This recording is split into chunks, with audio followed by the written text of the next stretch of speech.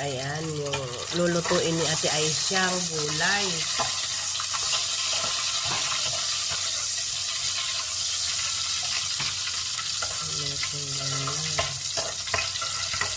Hindi ko alam kung paano yan lutuin guys, pero kakain na lang ako mamaya. Alam ko kasi masarap yan, nakapagluto na siya ng ganyan dati.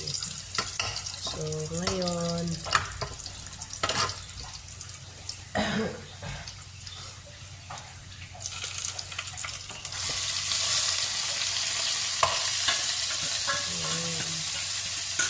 ganun lang pala yung pagluto nun.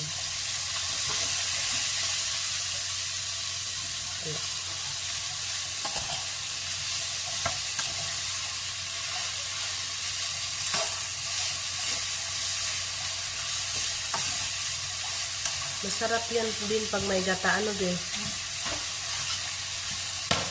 Kaya lang, wala na tayong gata. Wala na rin lang yung makayod lang yun. Layo o yung bayan bago bumili.